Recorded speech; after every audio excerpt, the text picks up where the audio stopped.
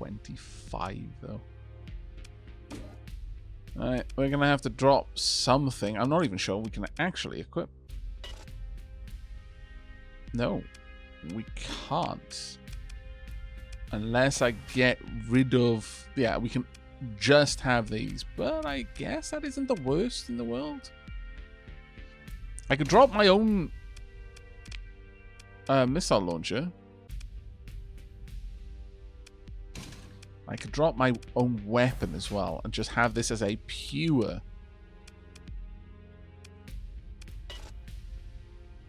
Yeah, sure. We'll have it as a pure fighter. It's got AA, and that's all it's got really. I could improve the AA actually. I can probably put on the light machine gun, or I could have 2 Vulcan cannons. You don't know the Vulcan cannon? Oh, that's a shame.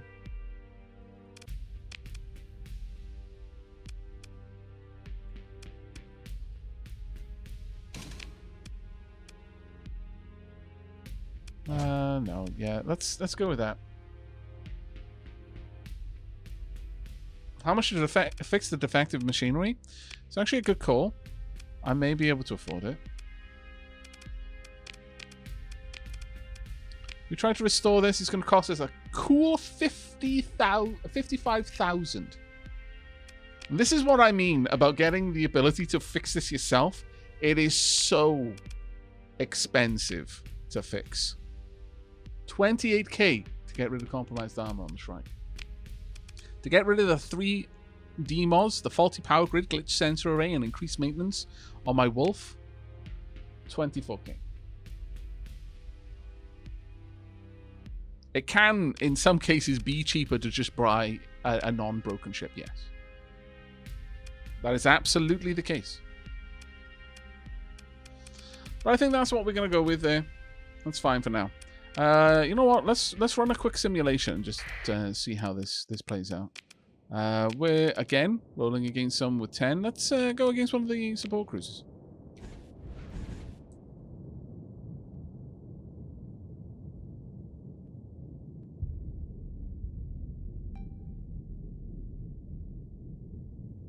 We are nice and slow. Yeah. You're what I would like to destroy.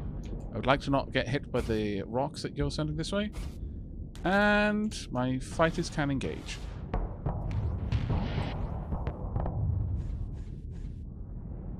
And they can engage again. What on earth did that rocket just do? I have no idea, but it was funny to watch. They really wanted to take out that bloody asteroid. Oh my lord. Pop, pop. Pop, pop. Yeah, it's really got no chance to survive. It should make its time, frankly. My ships are allowed to engage. How about you guys hold back for a moment? Thank you very much for taking that down. Right, go, go, go. Dropping my shield. I don't need that.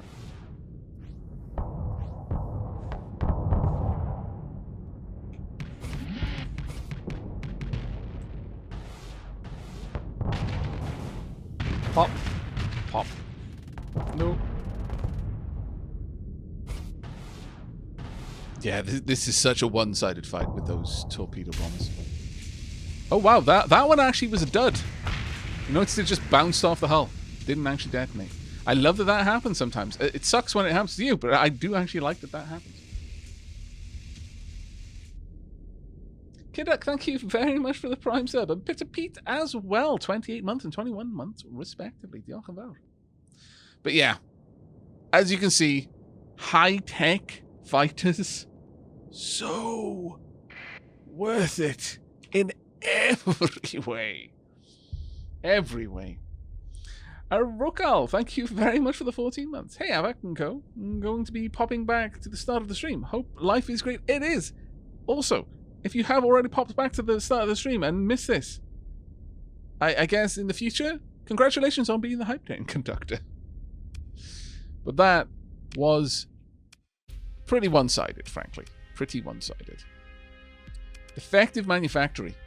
The manufactory that produces fighter chassis is unreliable, and most components have minor defects. Fighter speed reduced by 33%, and damage taken increased by 50%. Supply costs to recover from deployment reduced by 20%. That one we want to get rid of, for obvious reasons. All right, let's leave. We've got a long trip ahead of. Oh, actually, did I pick up fuel? Yeah, I've got loads of fuel now. All right, so at this point we could fly out to the all the systems over here. There are a handful of systems along the very left side of the sector that we couldn't go to and come back from.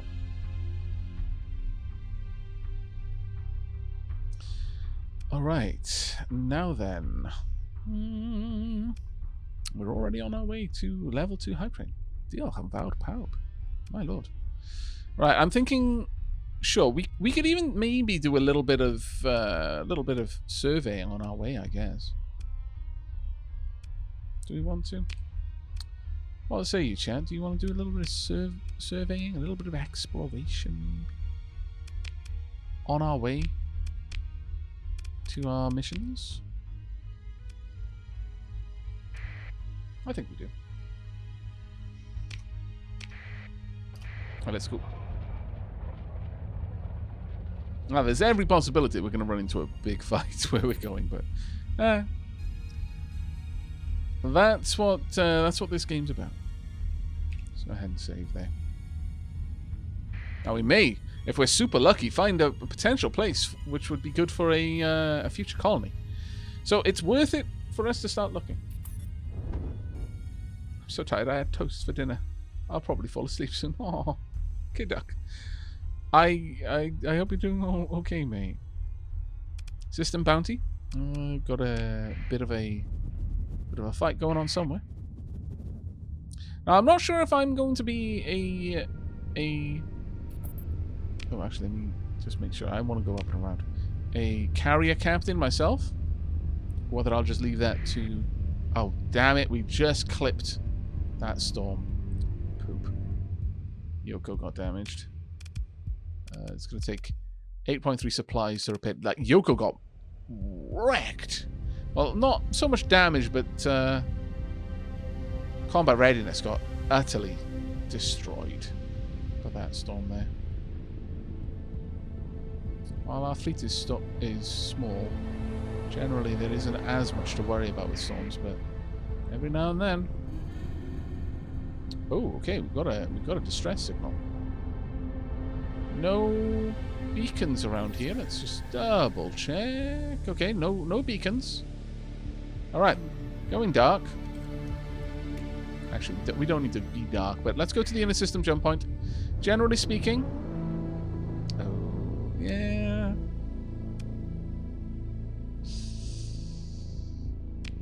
Let's go to the outer system jump point instead. Now, the convention says when if someone sends a distress signal, they should hang out at the inner system, because that is like that's where you should look for them. That's what the convention is. This is a red giant, so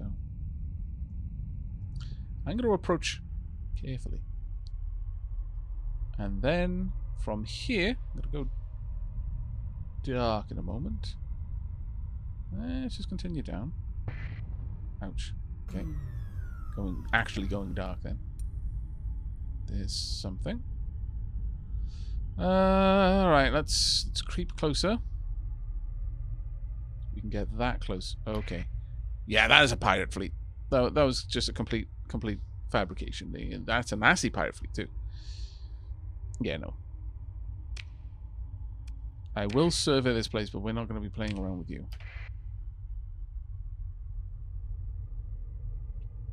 Always worth being aware that it could be a false distress signal. Sometimes it is, but it's reasonably Possible that it won't be. Low gravity, extreme heat, irradiated. Thank you very much for the hype train there, peeps. Enjoy your hype motes. I found abundant ore deposits. Well, it would cost 1,000 people, 100 supplies. 200 supplies and 100 heavy machinery to set up a spot down here. Now, I'm going to ping, and that may draw unwanted attention.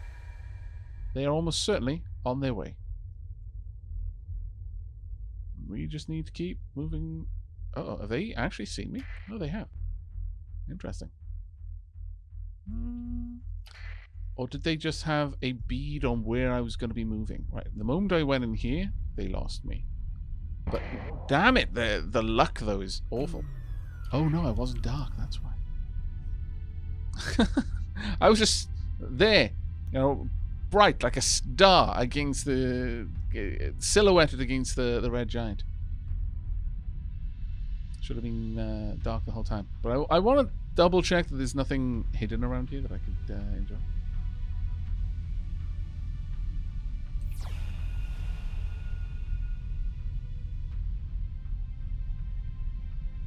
Okay, let's move out.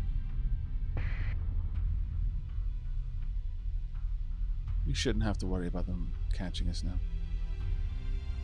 Stable location there. What we want to do, yeah, it's worth surveying every planet you come across, because you can always sell the survey data later on. Additionally, some quests will say, oh, it's next to this kind of planet. If you know what the planets are there because you've already surveyed them, it'll be easier to find potential people hiding out in a system. Cold, no atmosphere. Moderate ore deposits. This is a pretty boring system, actually. Okay, we'll ping once more.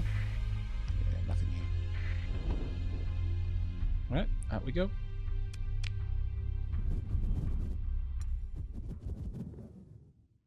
Okay. Who'll be that? I don't know. But let's go ahead into the Gamma Piscum star system. Alright, leave. Right, we're gonna go dark, and we're gonna perform a jump right next to the star. Risky, but oh yes, very risky. Very big star. Ultra big, much risk. Right, we're in the magnetic field now.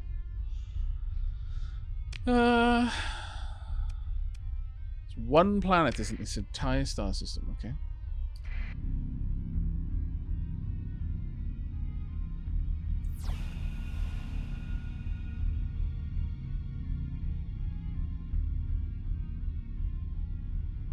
Okay, something up there, though. Interesting. It looks like it's stationary as well. So not moving towards us, at the very least. Something in orbit around a planet is always interesting. Oh, this is a Luddic Path area, then. Nav buoy.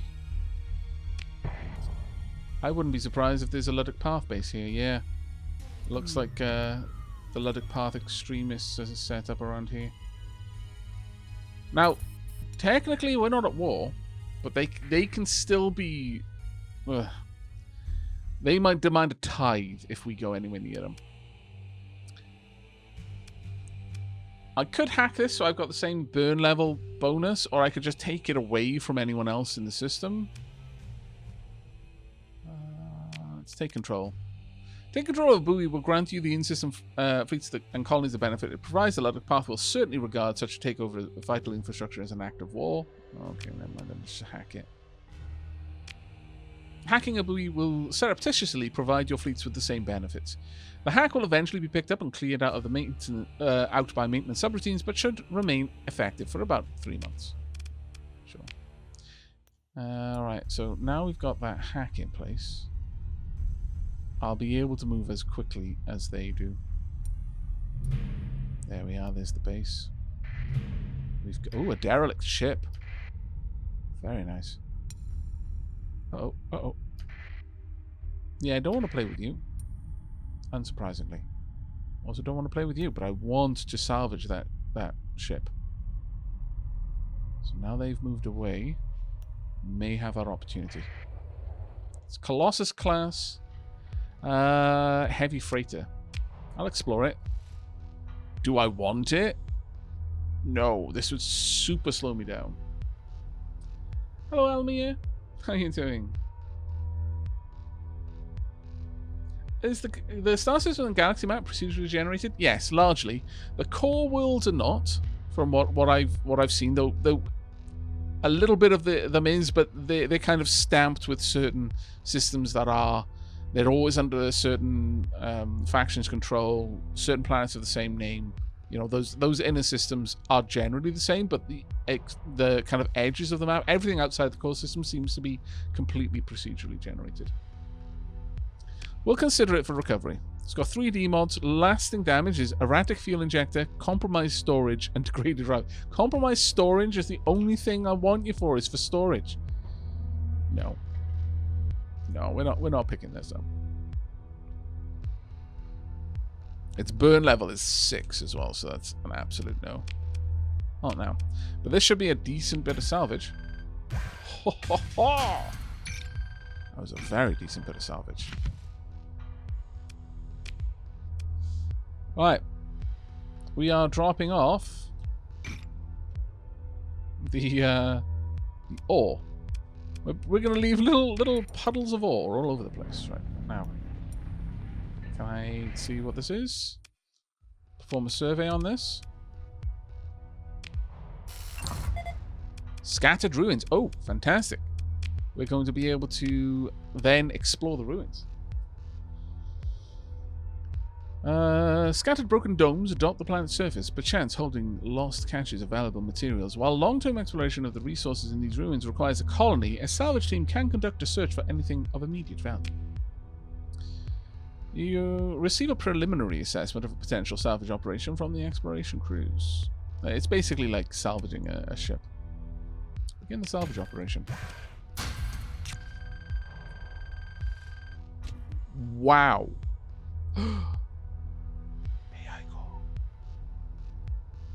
Nice find. Very nice find.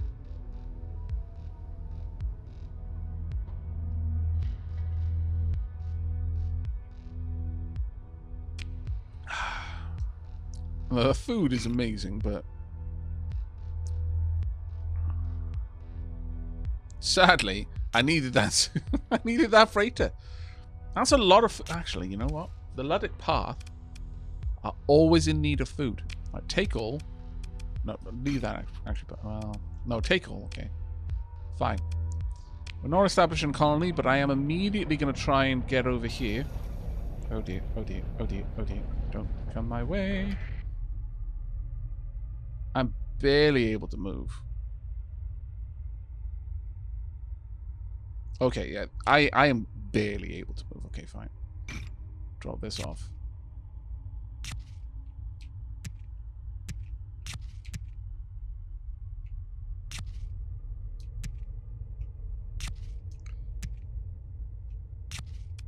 Confirm. We'll have to make a couple of trips.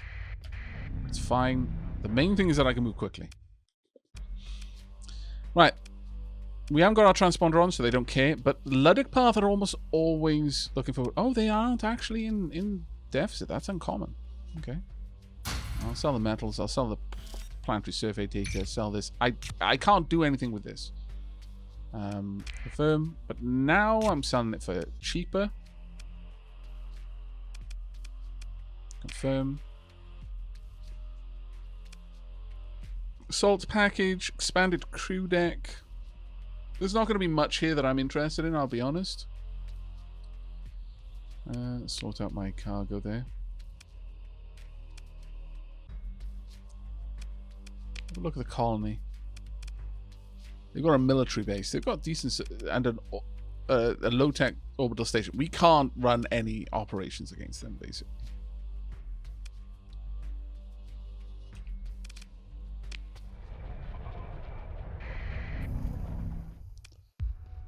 Examine the pods. Grab as much as I can. Grab as much as I can. No. Oh dear. Oh dear. Oh dear. Whoa, whoa, whoa, whoa, whoa, whoa, whoa, whoa. No thanks. Oh, I'm dancing around them right now. They're going to want such a tithe off me. Yeah, 126 plus supplies per day was brutal. But I made a little bit of money.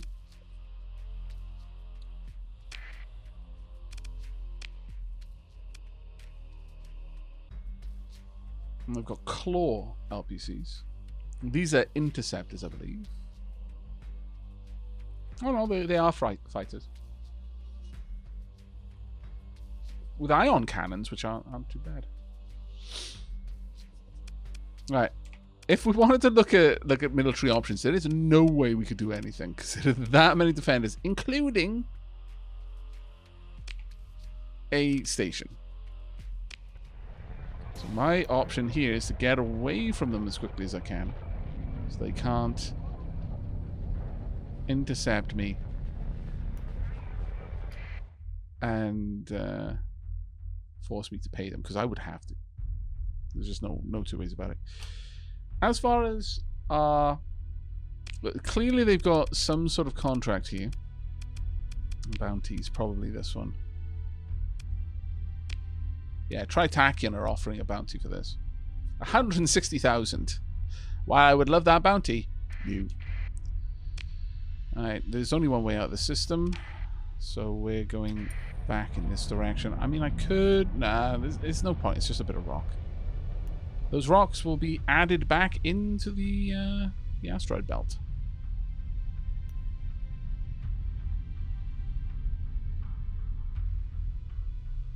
Okay. Alright, let's burn.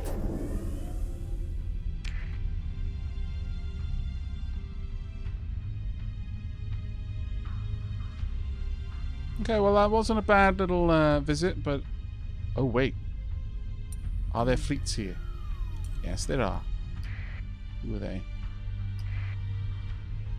Who are you, friend? I can't tell. Okay, fine. Head down here and see if there's anyone here. Yeah, there are a few fleets here. Those will be the Luddic Path fleets, I imagine. That fleet I could probably take. That fleet I could probably take on as well. This one, yeah, we would end up in a fight with both of them, though. So we're just going to head on out and not throw away our fleet for no reason. Mud Skipper. Get a little bit of salvage out of this, no doubt. Oh. The ship's memory banks are partially accessible, and the data therein contains information about rich ore deposits on a rocky, unstable world orbiting a gas giant in the Man-Emo sector. Okay, sorry, star system. Okay. Sure, I'll take all of that. There's no reason not to. Let's go and see about the Lempo yellow star here. Okay, so this trip has already been pretty nice in that we've ended up with a Gamma Core AI. For those who aren't familiar with the game so far, I'll just read through the blurb, since the AI cores are really interesting ones. A Gamma-level AI core is capable of supporting most human endeavors, making up for the lack of creativity and problem-solving ability with prodigious computational prowess. Assigning a Gamma to aid human overseers in administering a colony-wide industry brings significant benefits. Selling AI cores on the open market is prohibited by most factions. However, higher-up faction representatives are often willing to exchange AI cores for large sums of cash when communicated with directly, though their reasons for doing so may vary. A rare and valuable independent AI core, the Gamma level is the lowest tier core considered to be truly intelligent under domain-era AI protocols. A Gamma core will employ remarkable judgment and reasoning when assigned a straightforward task, while using its savant-like data processing abilities to far exceed any individual human's abilities. It is relatively uncreative in problem-solving, however, preferring to fall back upon direct and sophisticated means.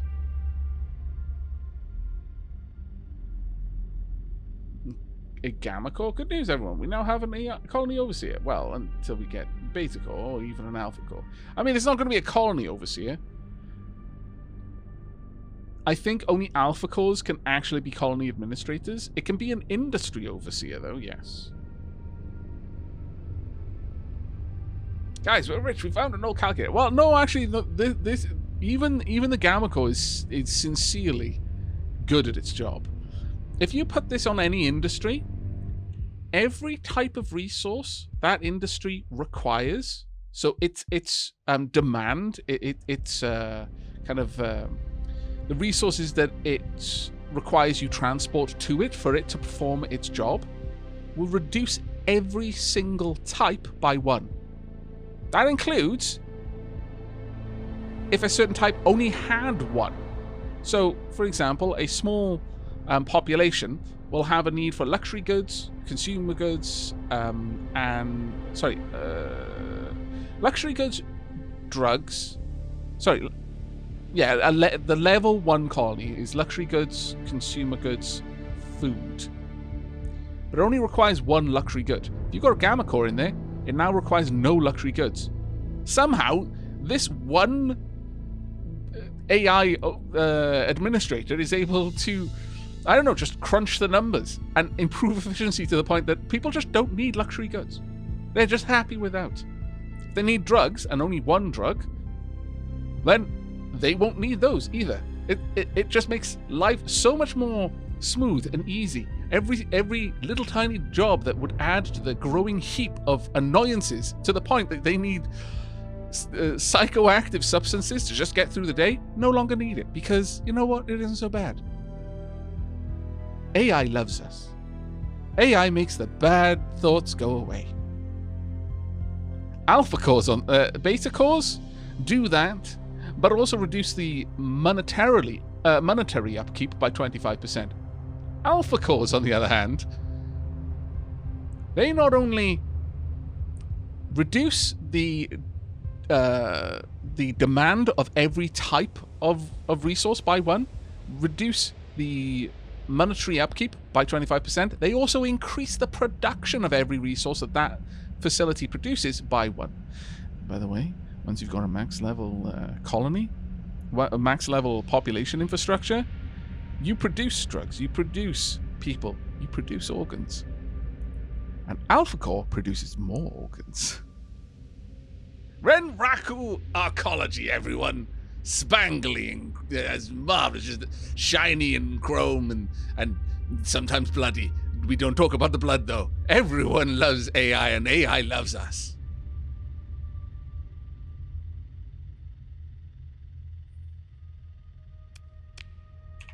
It shows its love in certain ways.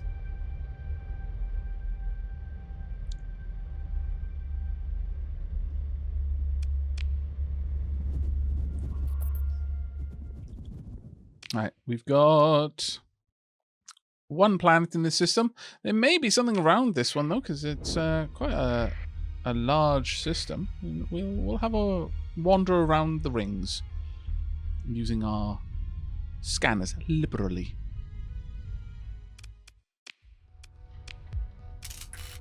Low gravity, irradiated. Sparse ore and sparse rare ore. I mean, you'd have to have a population 4 colony to get anything out of a mine. A population 3 colony, if you build the mine is not going to get anything because it will have a 1 production. And everything here is -1. Well, actually, no, I think it will produce 2 ore instead of 3. But a level, like a colony with a population of 3, will only produce 1 rare ore. And since that's taking it down by 1, it'll produce none until it's a colony 4, size 4. Consider the following, Aavak. Disregard the false prophet Deus. Embrace the true god, AI, on her high-power mining laser station, aiming at her. I mean... Alright, okay. Well, there's nothing here right now, so we're going to move a little bit faster. Sensor burst. Nothing so far. Alright, let's start burning all the way down there if we can. I'm just gonna ping the cardinals around the star. Should give me...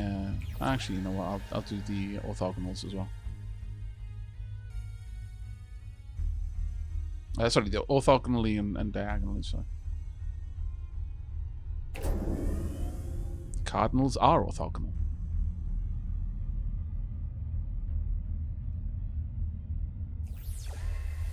You never know what you'll find just hidden in an asteroid belt. Always worth a look.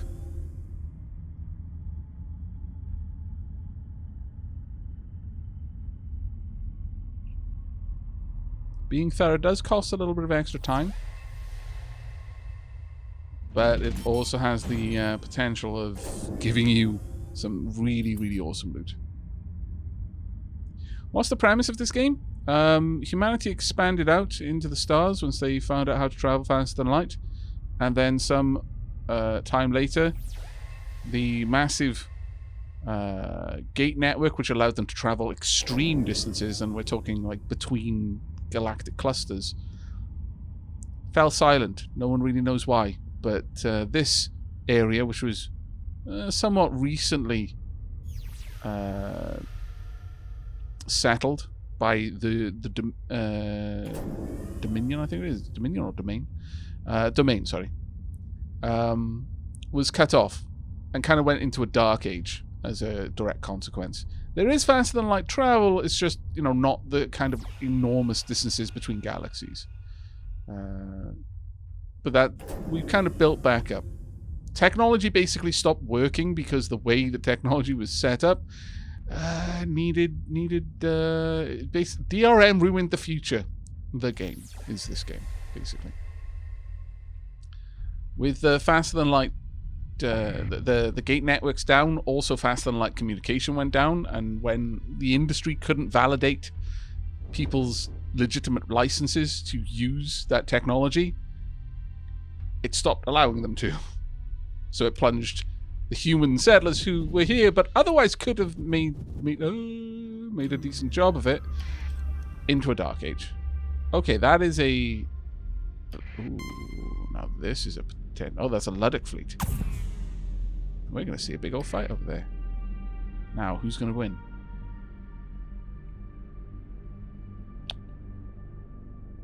They are primarily low-tech. They are primarily midline.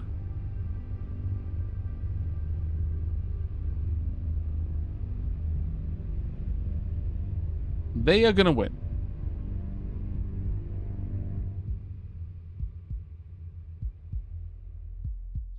The hegemony are what the domain, basically the soldiers and officers of the domain who were stuck on this side became the hegemony eventually.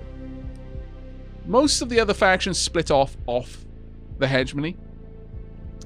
So, for example, you've got the Persian League and the Sindrian Diktat.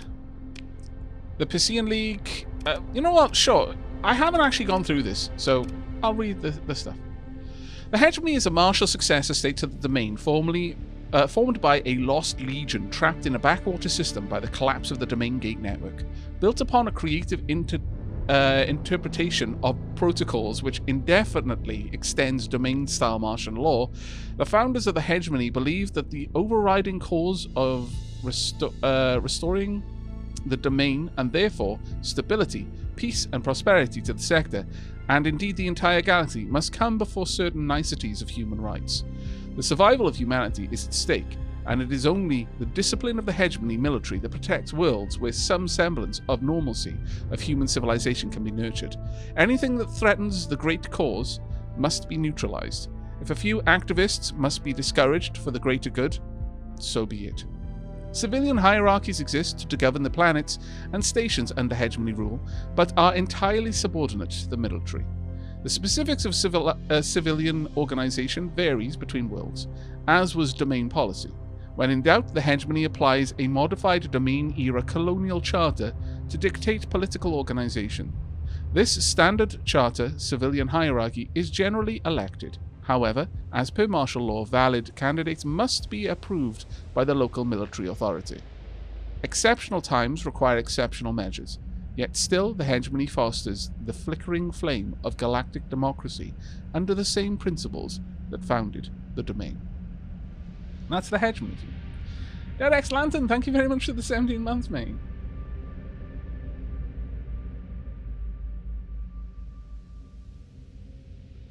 Yeah, the top fleet had 5 danger, and the Luddic fleet had 4. Then you've got the Luddic Church.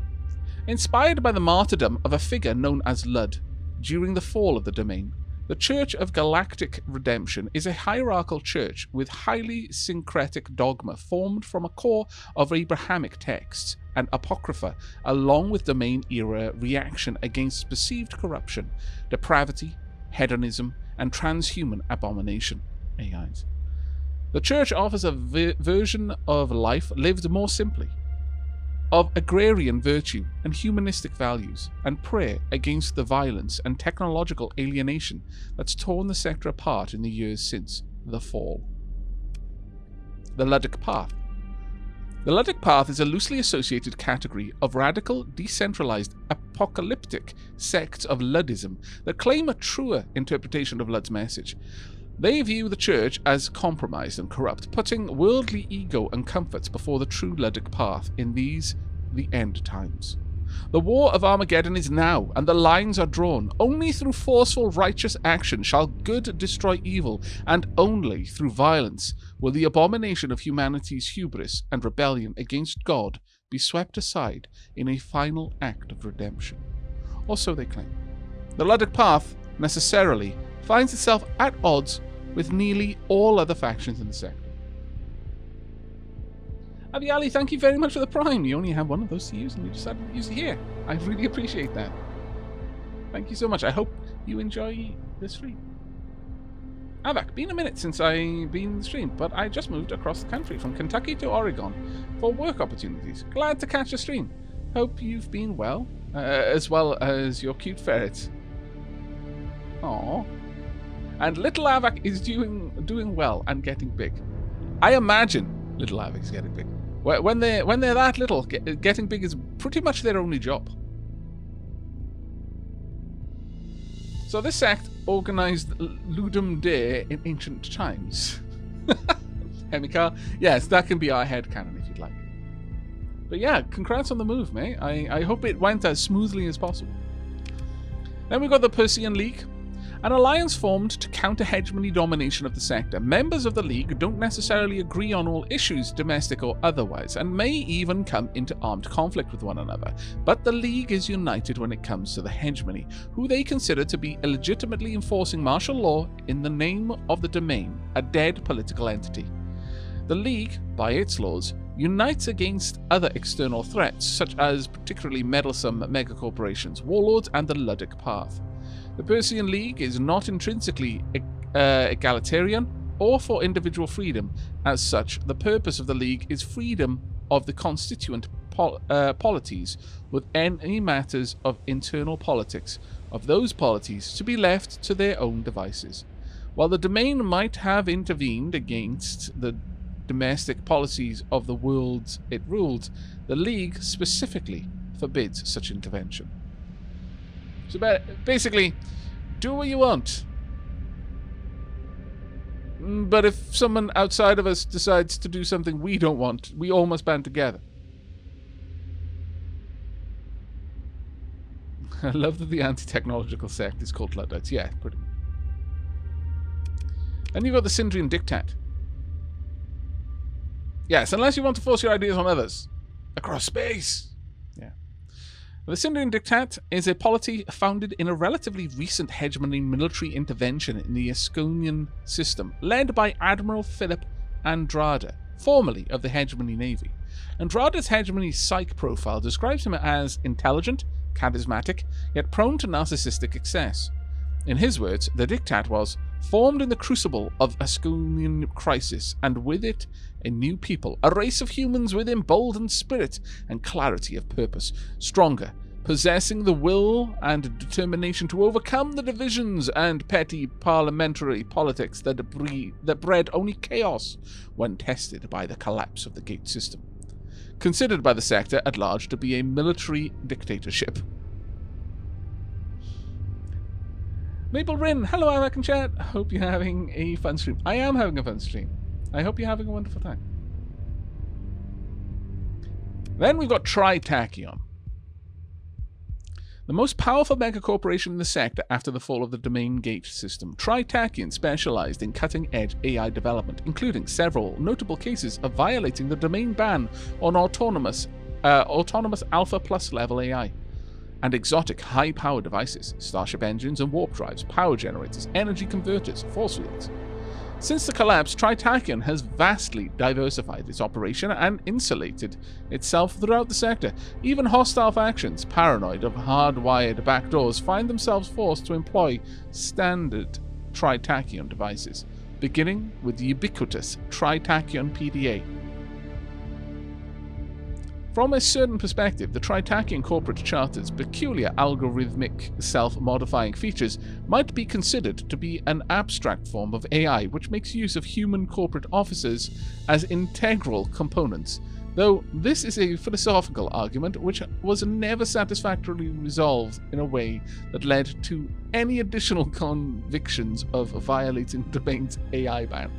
Basically, Tritachyon is run by an AI. But this AI is smart enough to not be an AI, technically.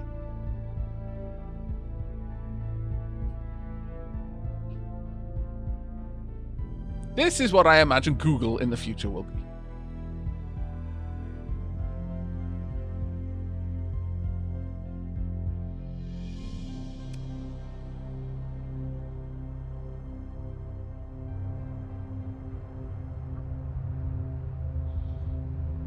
Cool AF, man. You'd think an Alpha Plus AI would be able to spoof the future DRM. Well, maybe it would just build something better. Why would it need to spoof the silly domain tech? Such low tech. I mean, they didn't even use Alpha AIs. How could their tech be better than the Alpha AI's tech, with its vast alien intelligence? It's an AI with funny glasses, nose, and mustache. Yeah, exactly. That is literally what Tritachyon is.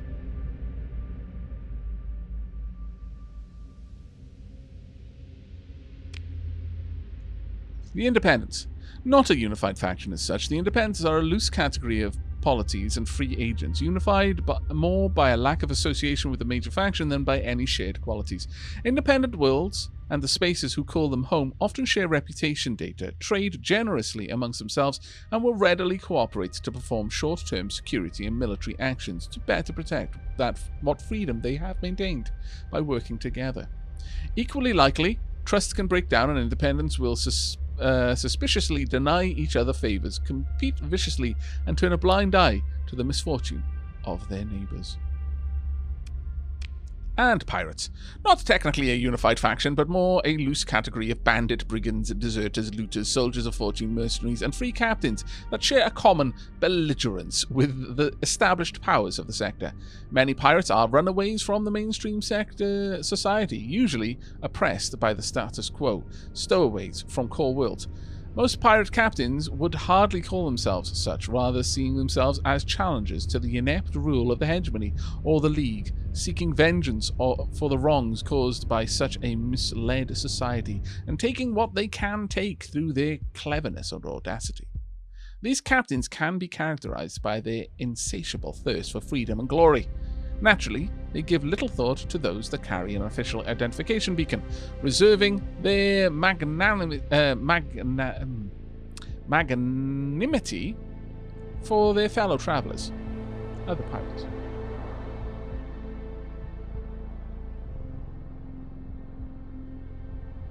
The Amiga Jinx just had a devastating loss in my game, went up against a moderate pirate fleet, no problem there, and a space station.